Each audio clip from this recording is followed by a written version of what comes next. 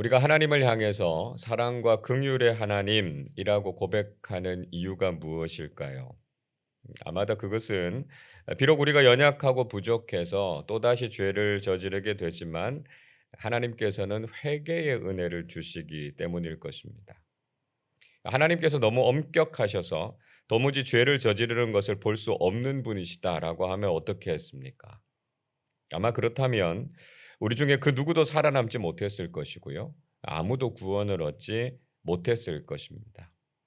그러나 비록 우리가 죄를 지을 수 있는 연약한 존재지만 진심으로 회개하고 돌이킬 때 하나님께서 우리를 받아주신다라고 하는 것이 바로 하나님의 긍휼, 하나님의 자비를 깨닫는 신앙이지 않겠습니까? 다윗은 자신의 삶에 전혀 죄가 없었기 때문에 하나님의 마음에 합당한 자다라고 하는 평가를 받은 것이 아니었다는 것이죠. 다윗은 정말 수도 없이 많은 죄를 저질렀습니다. 그는 남의 아내를 탐낸 간음죄를 저질렀고요. 그 남편을 죽인 살인죄를 저질렀던 사람이었습니다. 또 다윗이 하나님의 성전을 짓고자 했을 때 하나님께서 막으시면서 무엇이라고 말씀하셨습니까? 역대상 22장 8절에선 이렇게 말씀하지요. 여호와의 말씀이 내게 임하여 이르시되 너는 피를 심히 많이 흘렸고 크게 전쟁하였느니라. 네가 내 앞에서 땅에 피를 많이 흘렸은즉 내 이름을 위하여 성전을 건축하지 못하리라 말씀하셨습니다. 다윗은 전쟁을 많이 해서 사람들을 많이 죽였기 때문에 그 손으로는 성전을 짓지 못했고요. 결국 아들인 솔로몬이 성전을 짓지 않았습니까? 다윗은 죄가 없었기 때문에 하나님께서 쓰신 왕이 된 것이 아니라 자신의 죄를 깊이 깨닫고 회개했기 때문에 하나님께 쓰임 받을 수 있었다라고 하는 것이죠. 그래서 시편 32편 1절에서 다윗은 이렇게 노래하지요. 허물의 사함을 받고 자신의 죄가 가려진 자는 복이 있도다 말씀하고 있습니다. 자, 이렇게 다윗은 죄 사함의 은총을 경험했던 사람이었습니다. 밧세바를 범하고 그 죄를 지적받았을 때 다윗은 어떻게 했습니까? 사무엘하 12장 13절이 이렇게 말씀하지요. 다윗이 나단에게 이르되 내가 여호와께 죄를 범하였노라 하매 나단이 다윗에게 말하되 여호와께서도 당신의 죄를 사하셨나니 당신이 죽지 아니하려니와 말씀하고 있습니다. 다윗은요 즉시 죄를 인정했고요 하나님께 회개했습니다. 놀라운 것은 하나님께서도 즉시 그 죄를 사해 주셨고요 용서함의 은혜를 경험했다는 것이죠. 비록 우리도 죄인이지만 하나님께서 주시는 용서의 은혜를 경험한다라고 하는 것이 얼마나 크고 놀라운 것인가라고 하는 것을 우리도 깨달아야 된다라고 하는 것이죠. 자, 어제 우리가 살펴본 말씀에서는 다윗이 저질렀던 치명적인 실수에 대해서 언급하고 있습니다. 다윗은 자신의 군사력을 확인하기 위해서 인구 조사를 했고요. 그것이 하나님께서 보시기에 악한 일이었다 말씀하고 있습니다. 왜냐하면 지금까지 다윗에게 승리를 주신 분이 하나님이셨는데 다윗은 인간적인 생각으로 군대를 의존하고 있었기 때문입니다. 그동안 하나님께서 다윗에게 이렇게 큰 은혜를 주셨는데 다윗이 하나님을 신뢰하지 못하고 있는 모습을 보면서 하나님께서 다윗을 버리실 수도 있었어요. 그러나 하나님께서는 그에게 회개의 기회를 주셨고요. 다시 하나님 앞에 설 수 있는 기회를 주셨습니다. 하나님께서 어떻게 하셨습니까? 하나님께서 선지자 갓을 통해서 다윗을 먼저 찾아오신 거죠. 그리고 그에게 모든 것을 회복할 수 있는 방법을 알려주셨습니다. 자, 18절을 보십시오. 여호와의 천사가 갓에게 명령하여 다윗에게 이르시기를 다윗은 올라가서 여부스 사람 오르난의 타작마당에서 여호와를 위하여 제단을 쌓으라 하신지라 말씀합니다. 자, 하나님께서는 회개의 제사를 드릴 수 있는 장소를 지정해 주셨습니다. 그곳은 여부스 사람 오르난의 타작마당이었습니다. 그곳에서 회개하고 하나님과의 관계를 다시 세우라 말씀하셨죠. 다윗은 하나님의 명령에 순종해서 그곳으로 올라갔습니다. 자, 그때 오르난이라고 하는 사람은 자신의 타작마당에서 밀을 수확하다가 천사를 보고는 내 아들과 함께 숨었습니다.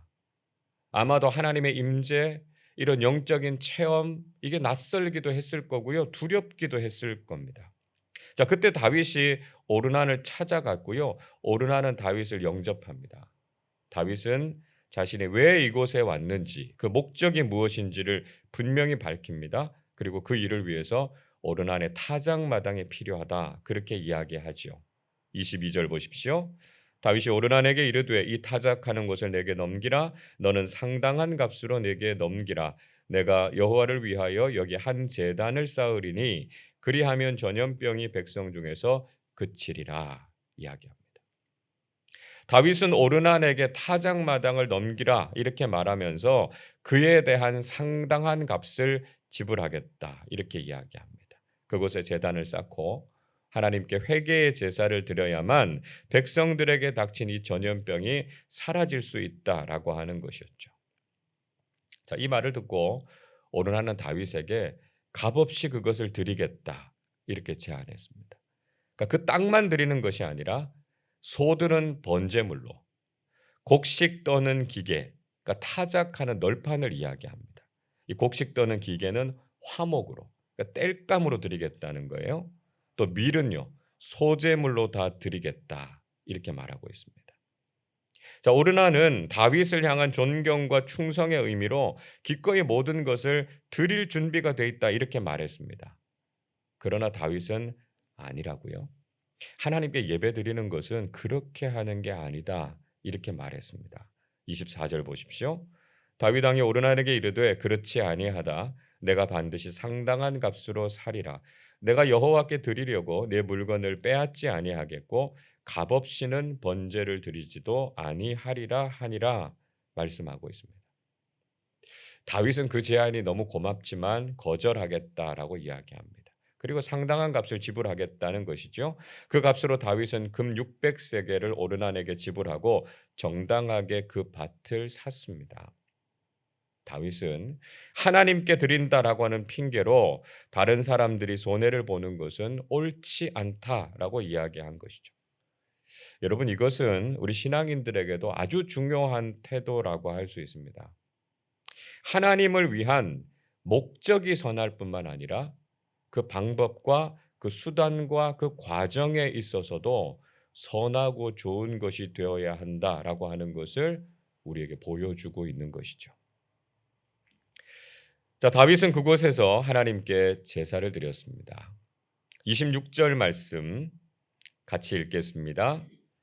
다윗이 거기서 여호와를 위하여 제단을 쌓고 번제와 화목제를 드려 여호와께 아뢰었더니 여호와께서 하늘로부터 번제단 위에 불을 내려 응답하시고, 다윗은 하나님의 명령에 순종했고요. 그곳에서 여호와 하나님을 위해서 제단을 쌓습니다. 그리고 하나님께 번제와 화목제를 드렸습니다. 하나님께서는 다윗이 드린 제사를 기뻐 받으셨고요. 하늘로부터 불을 내려서 번제단 위에 제물을 다 태우셨습니다. 하나님께서 다윗의 예배를, 다윗의 회개를 받아주신 거고요. 그 기도에 응답해 주셨다라고 하는 것이죠. 그래서 27절에서는 하나님께서 천사에게 재앙을 그치도록 명령하셨고, 천사는 칼을 칼집에 꽂음으로 드디어 재앙이 그치게 됐다 하는 것을 말씀하고 있습니다. 자, 다윗은 그때부터 여부스 사람 오르난의 타작마당에서 제사를 드렸습니다. 28절을 보십시오.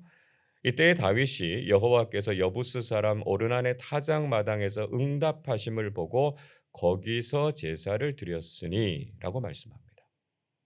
자, 다윗은 오르난의 타작마당에서 하나님께서 응답하신 걸 봤어요. 그리고 그곳에서 제사를 드렸다. 이후에 계속 거기에서 제사를 드렸다라고 하는 걸 이야기해요.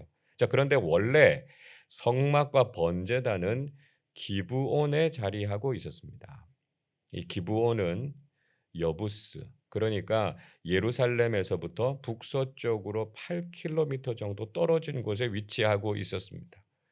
그러나 다윗은 두려워서요, 감히 기브온의 산당에서 제사를 드리지 못했다는 것이죠. 30절은 이렇게 말씀합니다. 다윗이 여호와의 천사의 칼을 두려워하여 감히 그 앞에 가서 하나님께 묻지 못하더라 이렇게 이야기하고 있습니다.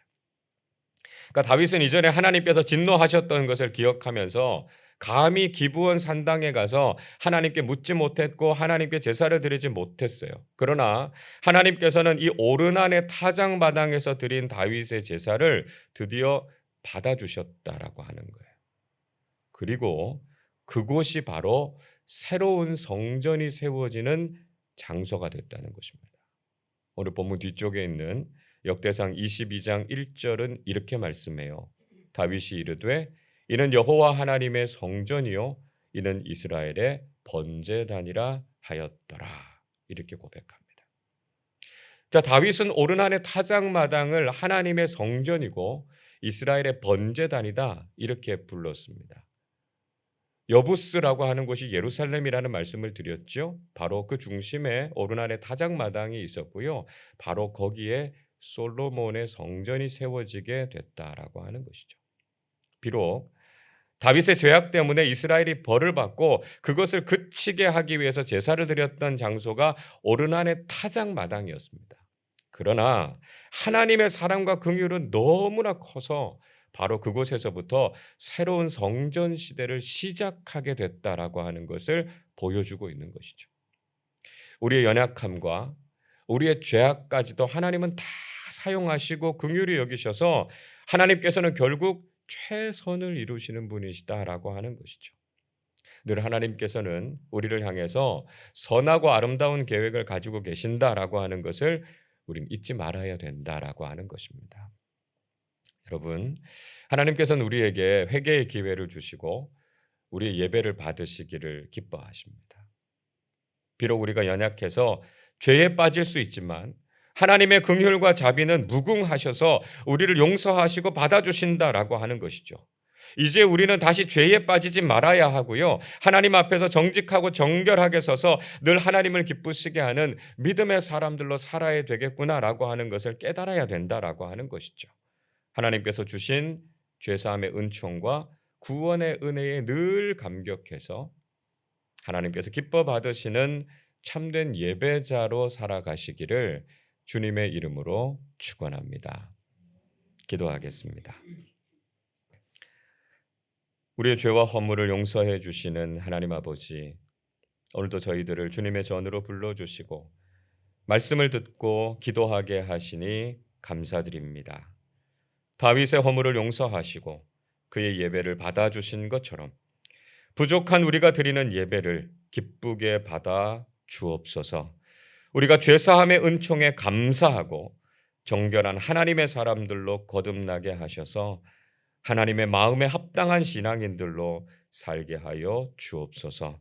우리가 온 마음과 정성으로 예배하게 하시고 우리의 예배 가운데 임재하여 주시며 기도에 응답하시는 하나님의 은혜와 능력을 경험하게 해 주옵소서.